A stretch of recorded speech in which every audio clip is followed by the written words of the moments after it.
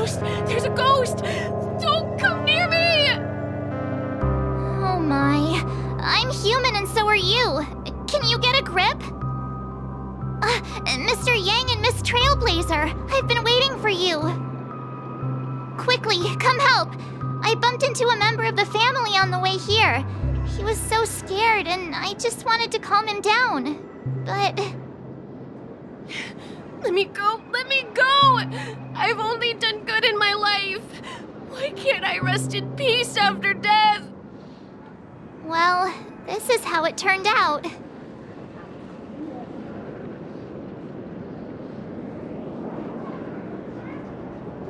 Me? A ghost? Don't make me hit you. He thinks he's dead. Although, when I first fell in, I also thought the same. Dear guest, this is not the afterlife.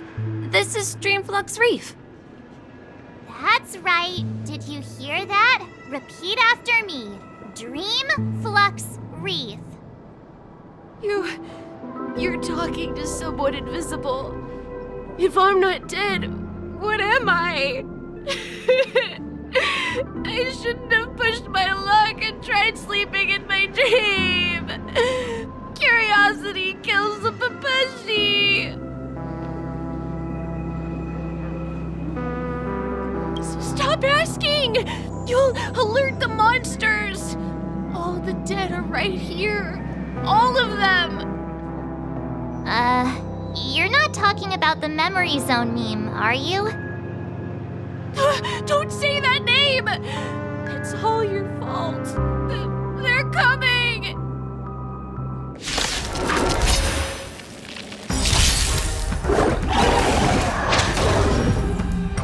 Time to say bye.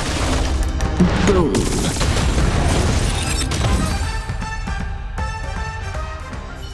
He passed out. His intense negative emotions attracted the nearby Memory Zone memes. I see. But why aren't the other people around here scared? Unlike in the Sweet Dream, people here don't see Memory Zone memes as dangerous monsters. And even if they pose a threat, people can easily escape by forcing a wake-up call. But we can't just leave this man here. Can we take him somewhere safe? We can ask Jessie for help. I've gotten to know many locals while waiting for you guys. Everyone here is living a self-sufficient life. I don't know how to describe it, but this place feels like the real dreamscape.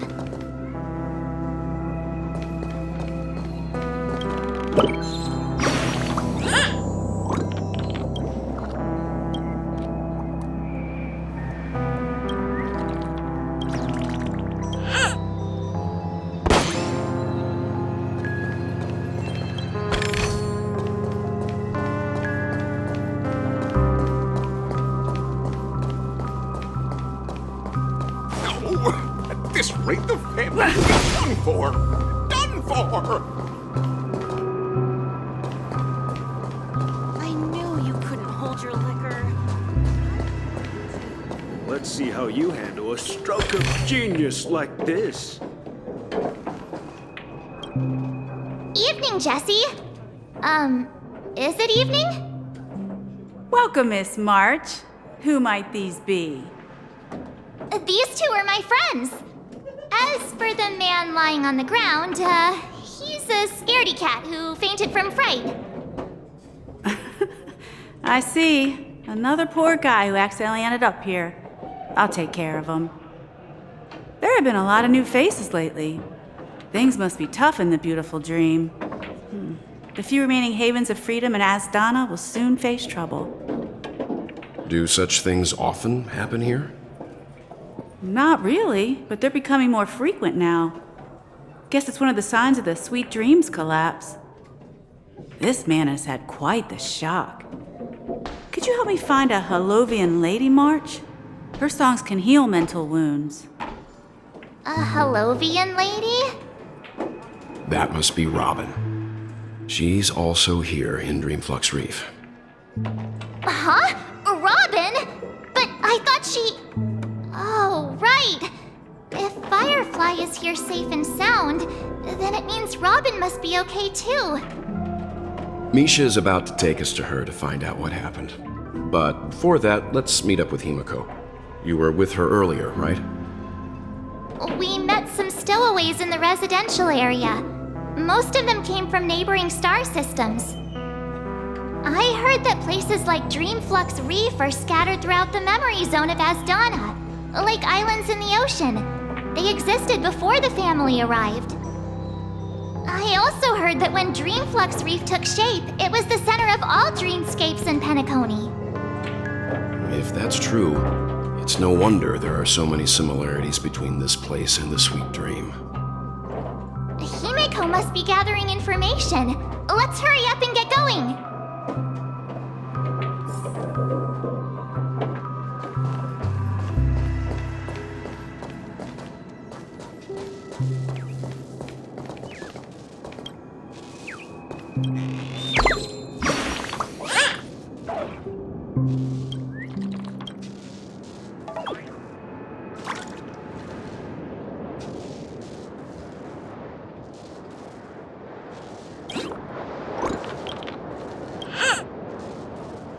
Hold your liquor. Tried to warn you too.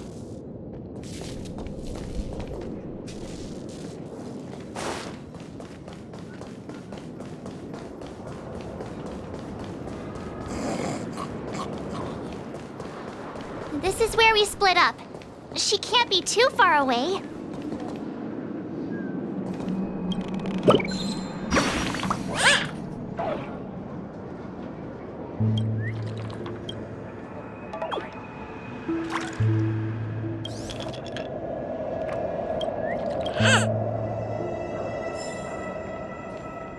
So that's how it is. I never imagined we'd gather the remaining details here. To borrow Gallagher's catchphrase, what an unpredictable twist of fate. Himiko, here they are. Ah, perfect timing. Now that everyone's here, I'd like to introduce everyone to Micah, who's partly in charge of the Land of the Exiles. Micah, these are my companions. It's a pleasure to meet the Nameless. You know us? I've been keeping an eye on you since the day you arrived in Penacony. We would have met under more appropriate circumstances if Dreamflux Reef hadn't been isolated from the 12 dreamscapes. Please, allow me to formally introduce myself. I'm Micah, the Gravekeeper of Dreamflux Reef. Gravekeeper? Life in Dreamflux Reef is pretty liberating. Everyone here mostly keeps to themselves, without meddling in others' affairs. My daily task involves cleaning a few tombstones. You're too modest, Micah. When lost dream chasers stumble upon this place, you're the one who takes care of them, guiding them back to the Sweet Dream, or showing them how to survive the wild dream chaos. So, a guardian of sorts. Were you talking to me, Mr. Yang?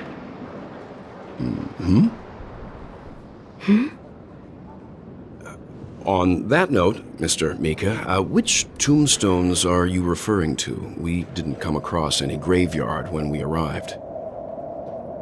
They're actually just symbolic stones. But since you're curious, Mr. Yang, I'll take you there. I have a feeling you might find something of interest there. But before that, you have an important guest joining you. An important guest? Who could it be? This way, please. The roads here in Dreamflux Reef are a bit run down, so watch your step.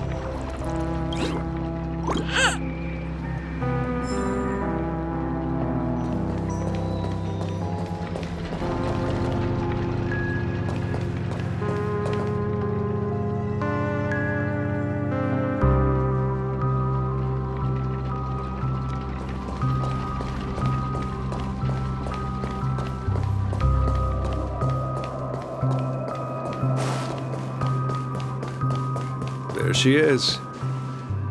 It really is her! Miss Robin! Everyone sang so wonderfully. It's not often that I tried this music style, but I've gained some valuable insights from it. Oh, I can't thank you enough, Robin. Well, these kids have made incredible progress in only a few days. It was nothing, Grace. I merely taught them how to sing. It was you who brought hope into their lives. Life must be quite difficult for them in reality, I imagine. That's right.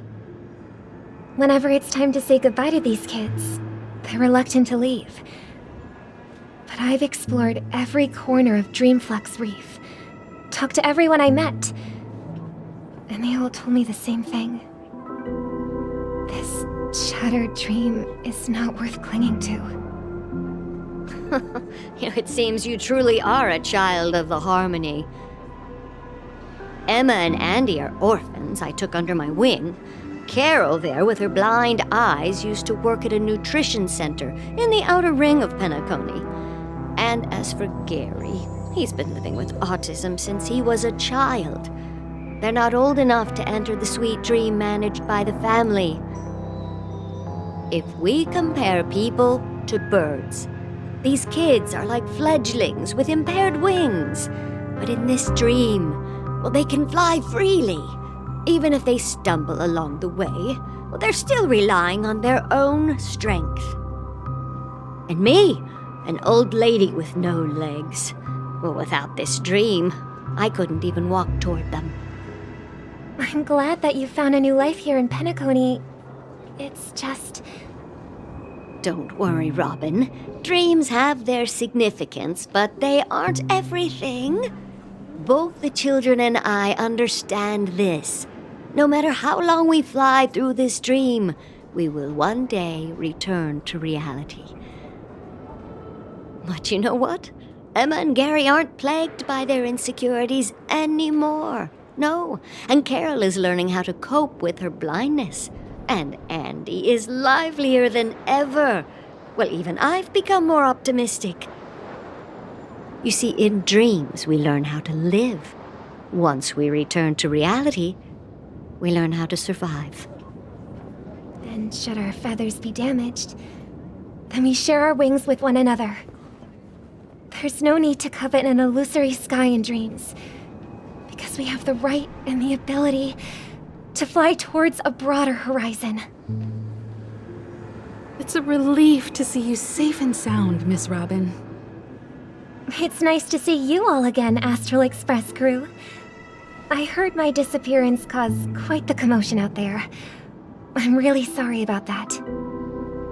Since you're here, can we assume that you're fully aware of the situation in Penacony? Ever since I returned to Penacony, my voice started to change, until it gradually faded away. At first, I thought it was a temporary ailment, perhaps due to having been away too long. I thought maybe it just takes some time for my body to acclimate to the high concentration of Memoria and Asdana. But now it seems the root of the problem goes way beyond me. There are elements around me that don't align with the harmony. And losing my voice is just one of the signs of the Sweet Dreams collapse. The Sweet Dreams collapse. That memo keeper mentioned the same thing. So it's real. While I was away from Penacony, the boundaries of the 12 dreamscapes kept expanding outward. But whenever I mentioned the anomalies in my dreams, all the family heads refused to talk about it.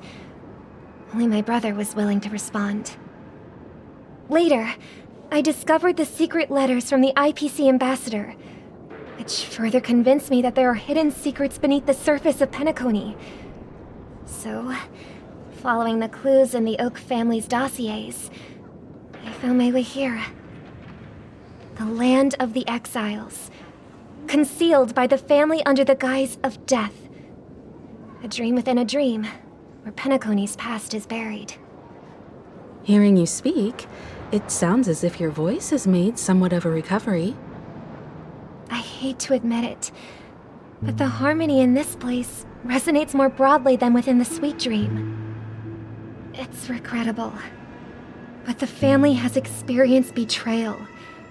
The traitor, or traitors, abandoned their original principles and, using the name of harmony, exploited people's weaknesses to turn Penacony into the planet of festivities, trapping everyone in the illusion of the Sweet Dream. This is not the strong defending the weak, but rather the strong exploiting the weak. A world without equality won't ever be favored by the harmony. And naturally, those voices blessed by them have lost the ability to sing. Could there be another force influencing the family's shift in philosophy, Miss Robin?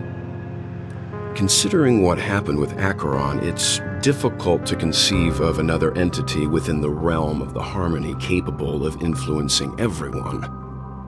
Unless a power surpassing that of an emanator is involved. I'd heard about what happened to the Xianzhou Alliance, but as far as I'm aware, the family hasn't faced any such external interventions. Who knows? Perhaps I've just been away too long and missed something. Regardless, I cannot accept my home is moving towards the very opposite of what the harmony represents, while still claiming to uphold it. I must uncover the reason why Mikhail cut ties with the family, and who exactly it was who betrayed us all. Do you remember our arrangement, Mr. Micah? Well, here's my answer. I've decided to forgo my role, and never step foot on the Charmony Festival stage again.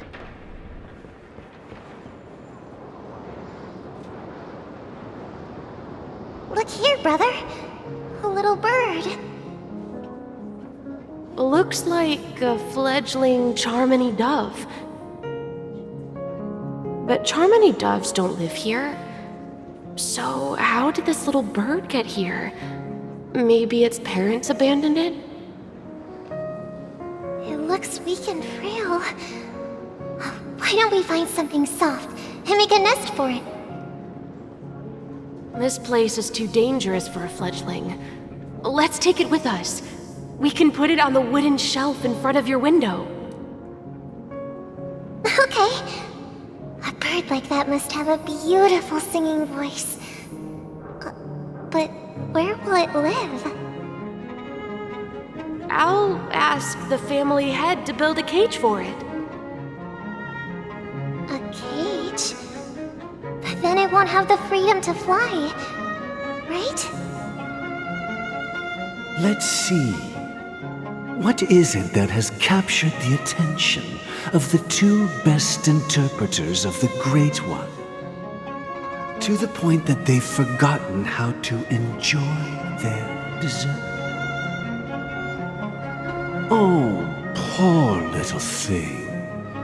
Doesn't look like it's doing well. Do you want to rescue it? I do. But I don't want to lock it up in a cage. Why? Even if it's small and not fully feathered, and can't sing, it didn't come into this world just to be locked up in a cage. Birds, they should be flying free in the sky. That's quite the romantic idea. And what about you, a young scholar? Do you agree with your sister? I think she's right. But if we leave it out in the wild, it won't survive for more than a few days at best. Ah, I see. It seems our little scholar is still a bit unsure. Well, let me tell you youngsters a story. As you probably know, Charmony doves can fly through the air. When they fly really high, the friction caused by the flapping of their feathers against the atmosphere creates amazing lights, so that they look like shooting stars. We've seen this spectacle so many times that we think it's just something they can naturally do. But that's not the truth. Their radiant display is the result of countless struggles against nature over generations. Their ancestors were too weak to survive on the ground, so to escape predators, they started seeking new opportunities in the air. After countless attempts by many generations, one of them finally figured out how to fly. It soared into the sky and never looked back at the ground again. So, you mean birds aren't born to fly, but they find a way to do it through their determination, right? Well, that's an idealistic way of putting it. So, what are your thoughts, Sunday?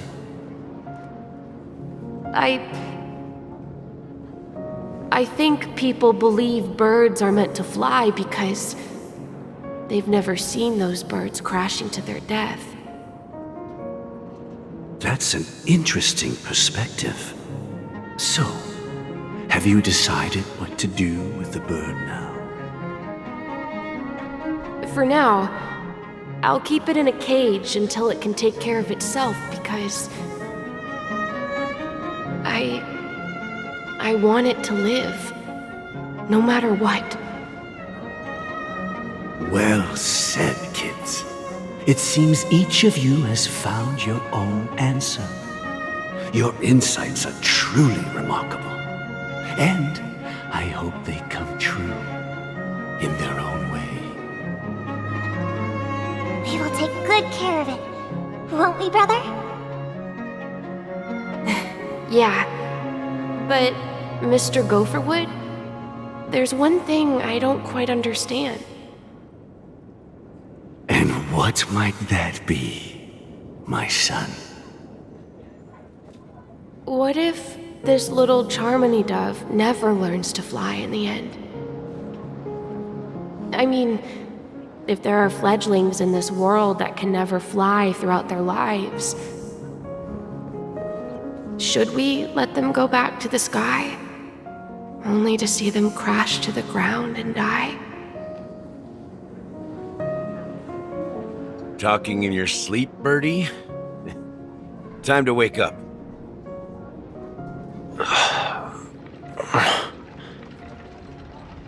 Huh? Need a hand? I'm still alive? Yeah. Happy about that. Where is Robin? Tell me. Now. I knew that was going to be the first thing you'd ask. Don't worry, your sister is here, safe and sound. She's probably walking around the streets now. If I were you, I'd be more worried about myself. After all, right in front of you is the guy who just stabbed you in the chest with a dagger.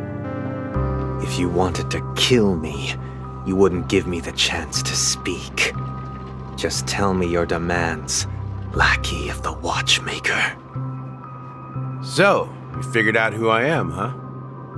No wonder you had the guts to go against the Dream Master and the Four Families. Looks like I made the right choice. Choice? You are aware of my plan and see through my act. Time is running out, so let's drop the charades. I'm suggesting we cooperate. Cooperate? What makes you think I'd cooperate with you? The fact that the famous Robin has chosen my side. Plus, some clues about a traitor and a bright future for Penacony. Any of that catch your interest? I find it hard to believe a man who's full of deception. Fine. You don't have to trust me. What you should trust is the sense of justice inside of you. Show me Robin first. All right, as you wish. Here she is.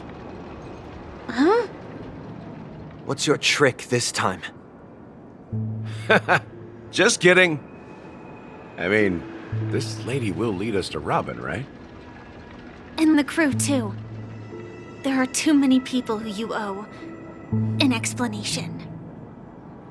That'd be great. Please follow me, Honorable Oak family head. Now, all the actors are on the stage.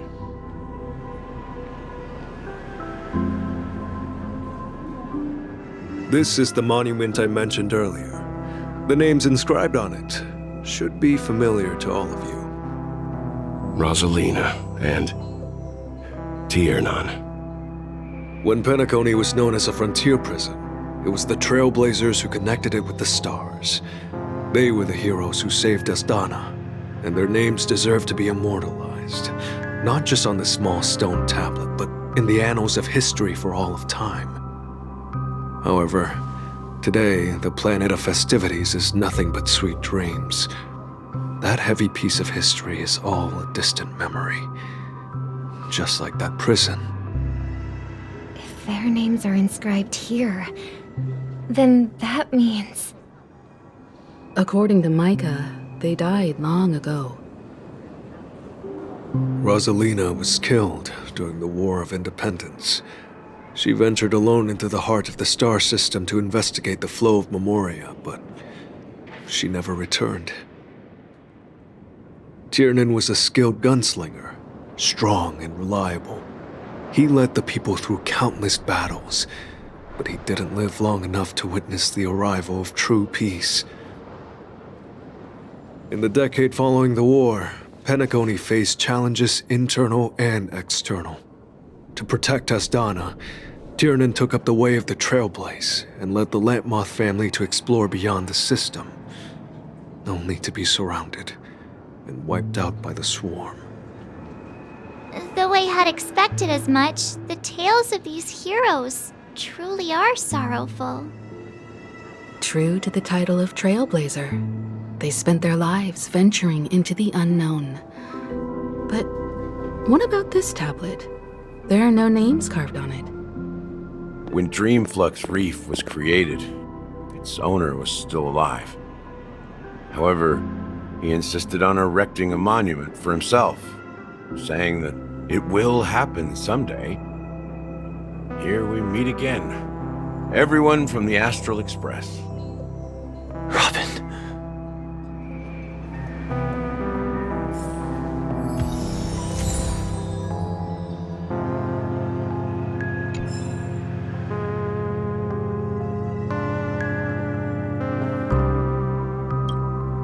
I promised to give the siblings some privacy, so let's talk about our business first. What do you say? That sounds sensible enough. Since you went through the trouble of gathering the family head, the crew, and the Stellaron hunters, I'm guessing you have something important to say, Mr. Gallagher? Oh? Is it that obvious? The look on your face is practically screaming, I'm the one behind all this. You're right, Mr. Yang. It is indeed time to come clean on everything. The siblings already know what they need to, and they've made their choice. But you, Nameless, arrived a bit late. So it's only fair that I answer your questions. Before we begin, let me reintroduce myself. I'm the founder of Dreamflux Reef, the deputy of the Watchmaker, and the one who sent out that invitation. As Gallagher, the history fictionologist, I humbly extend my greetings to you all. History fictionologist? So what, everything you told us was made up? Well, don't worry. Almost everything I shared was true. Well, except for the part about the family accepting me back. I double-checked with Micah, and everything he said about the family, the Watchmaker, and Mikhail is true. Thank you for your understanding. Now let's get down to business. I'm sure you're all wondering why I went through the trouble of setting up this battle for the legacy, inviting different factions, and stirring up a ruckus all over Penacony. Well, it all boils down to something very familiar to all of you. The Stellaron. The Stellaron? But how is that possible? Penacony is a free-flowing interstellar hub. There are no signs of contamination whatsoever. You're totally correct. So, care to take a guess at what that means?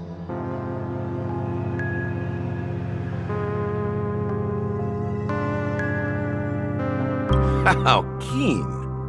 Well, what should I say? I expected nothing less from the person here who is the most familiar with the Stellarons. The sweet dream doesn't come out of thin air.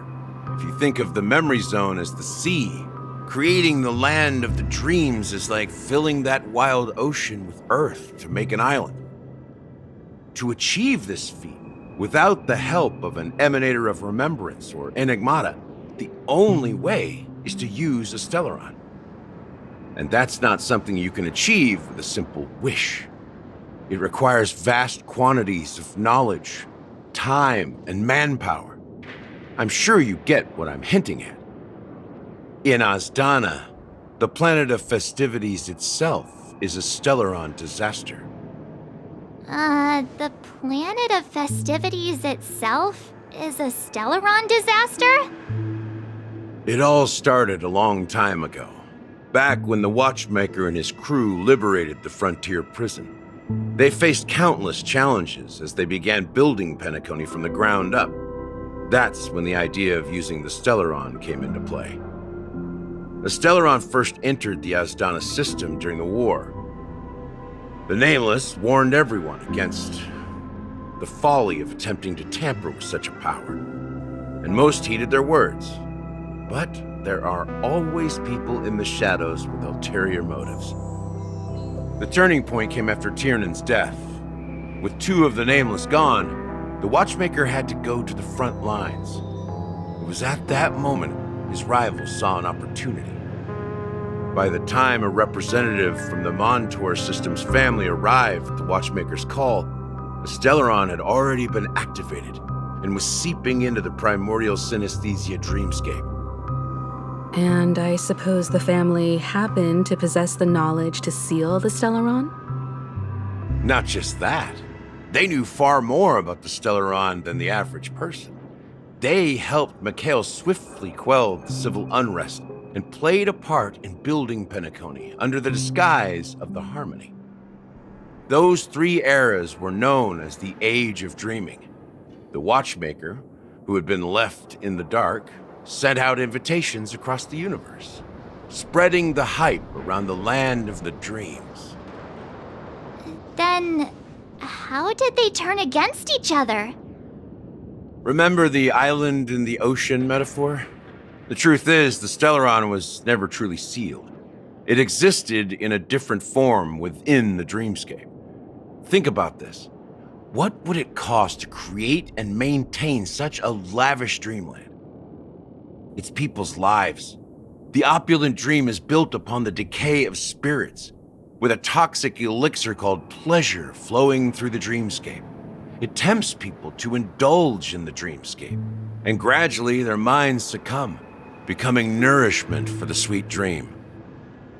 Confusion, laziness, and cowardice, weaknesses that plague humanity, were magnified and nourished by the family. Penacony became a new kind of prison, even more impenetrable than the previous one. Sadly, we realized this far too late. By then, the family had a firm grip on Penacony, swiftly quelling any opposition that arose. At my wit's end, I had to use the power of the Enigmata and sought refuge in this chaotic realm.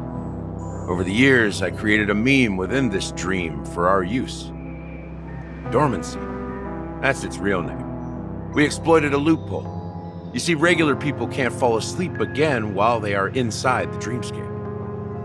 So this is the true meaning of the impossible.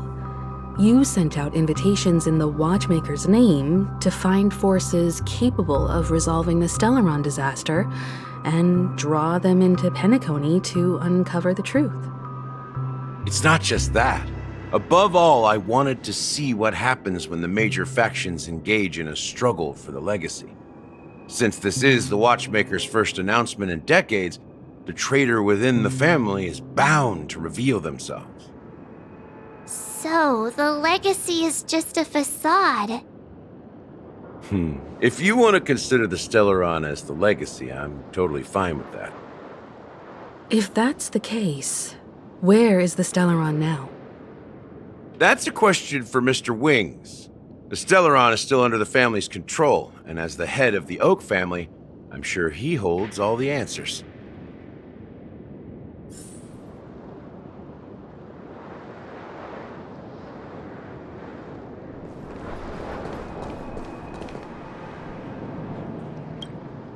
Are you done talking? So, will you tell us where the Stellaron is? It is the Penacony Grand Theater itself. As I suspected, it's the embodiment of the family. The edifice that first materialized within the Sweet Dream. That's what turned Penacony into its current state. As for the person who employed its power, it is in fact Mr. Gopherwood, the current Dream Master. Well, that was easier than I thought. Did you conduct your own investigation already? Correct. When I was trying to track down the person who murdered my sister, apart from you, Gopherwood was my second suspect. Confronting me first turned out to be a smart move on your part. I didn't have other options. The Dream Master has been elusive, and even the heads of the families can hardly get an audience with him. Moreover, Mr. Gopherwood has been kind to my sister and me. And I didn't want it all to end like this. What do you mean by that? To be honest, my brother and I are also victims of the cancer of all worlds. We grew up as orphans, and were adopted by the family when they came to help. Mr. Gopherwood recognized our potential and brought us to Penacony.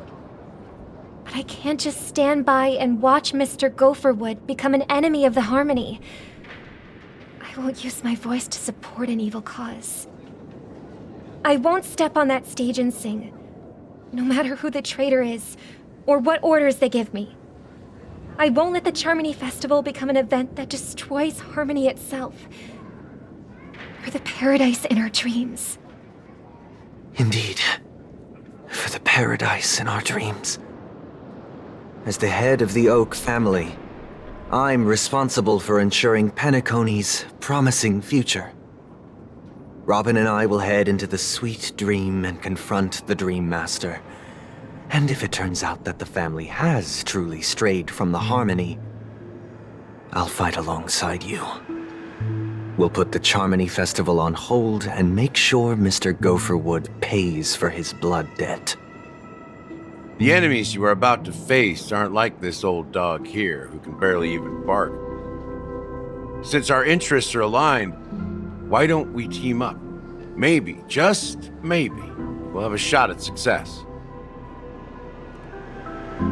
We have always been following in the footsteps of our nameless predecessors, and there's no reason to stop now. Yeah, we Nameless won't back down from a challenge. Isn't that right, Miss Trailblazer?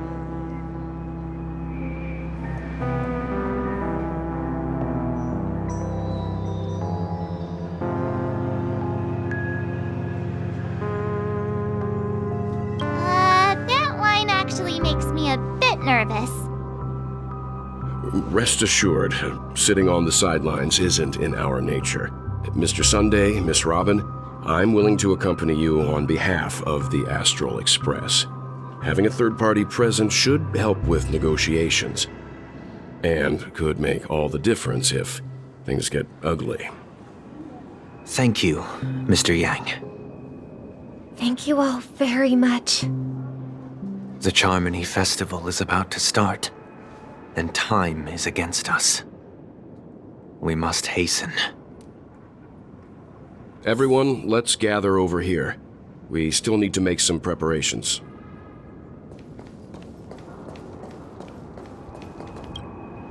I may have been quick to step up to the plate, but confronting the Dream Master could be a very dangerous affair. Huh? Even you're saying that, Mr. Yang? How powerful is that Dream Master? He's the leader of the families of Penacony, and he has the entire power of the Harmony behind him, not to mention the Stellaron in his possession. We must proceed with great caution. Maybe you can just stay behind this time, Mr. Yang? No, that won't do. Even if we count Robin as an ally, something felt off about Mr. Sunday just now. Although, I can't quite put my finger on it. I have to make sure he won't turn against us when things start to get dicey. You're still carrying the keepsake the IPC envoy gave you, right? May I borrow it for a moment?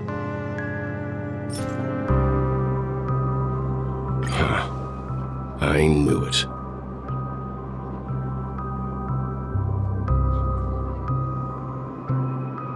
As I suspected, this chip Aventurine gave to you is actually a miniature transmitter. If I'm right, he intends to use it to track your location or contact you when needed. As it so happens, this may actually be of some use in the current situation. Aventurine? Is he still alive? And what does he have to do with our mission to confront the Dream Master? Remember what I said earlier? Working with the IPC is a way to keep the family in check. If negotiations go south and the family show their true colors by going after the Stellaron, I'll use this transmitter to send a message to the IPC.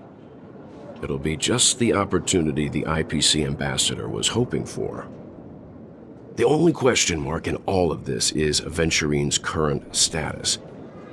But the IPC is always listening, especially senior strategic investment department heads like him. Getting the message across shouldn't be a problem. Good luck to you, Welt. Well, you take care too. If anything goes wrong, don't worry about me. Just make sure to seal the Stellaron.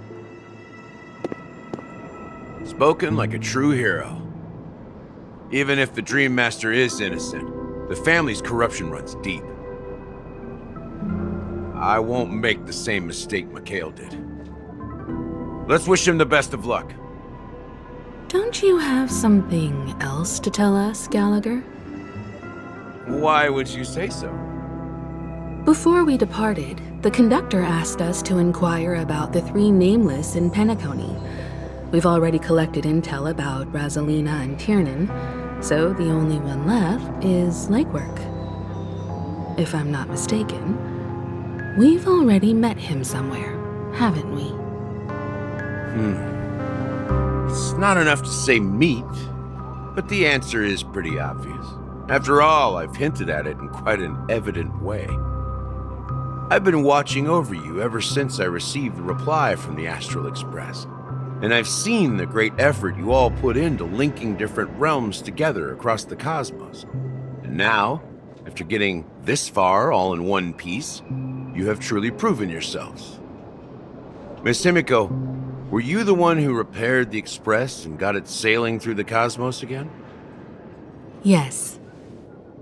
And you two, young Nameless, you have very interesting life stories and extraordinary skills.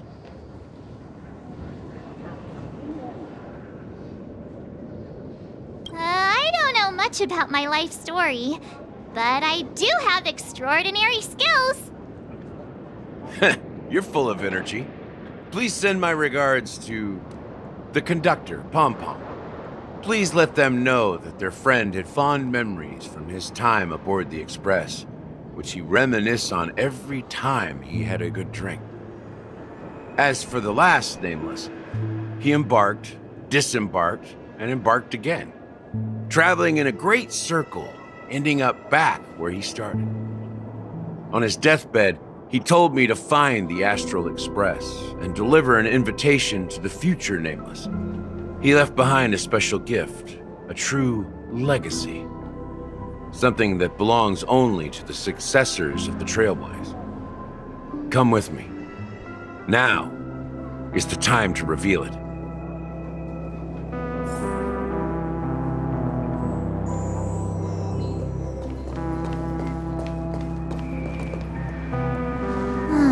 Back here again. Sometimes I feel like you're still alive, old friend. Like you've still got so much to say and do. I've kept my promise, brought the future Trailblazers you've waited so long for. I don't know why you were so obsessed with that train, but I remember your last words. Don't let us down, old man.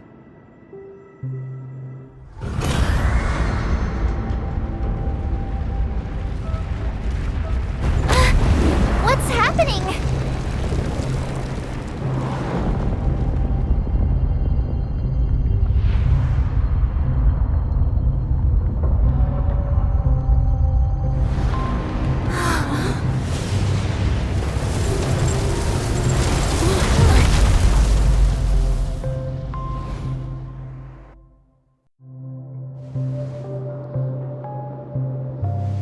Go ahead. His resting place lies in the garden up ahead. The first and last nameless of Penacony. Mikhail Char Legward, the Watchmaker.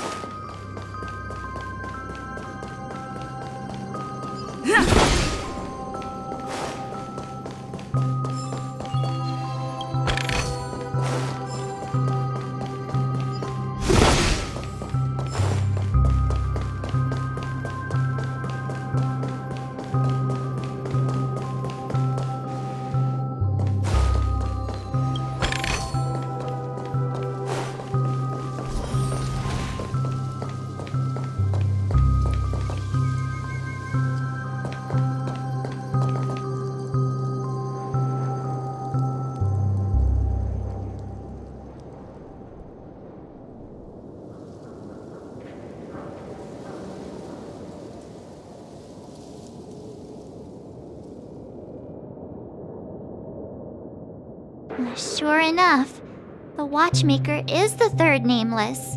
Even I could guess that one. The legacy he left behind was a dream bubble. I believe inside that bubble, there's something that holds meaning only for the nameless. After all, when I checked its contents, I found nothing inside. Maybe some Trailblaze runes? Even more mysterious than me. Well, let's have a look.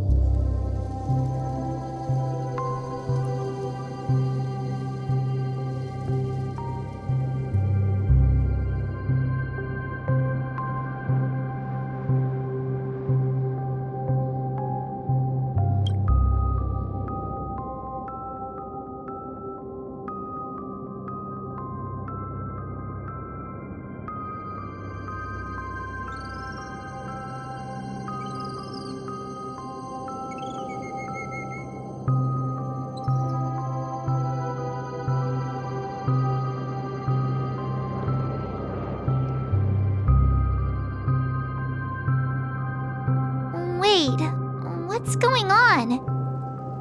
Seriously? There's nothing inside this dream bubble?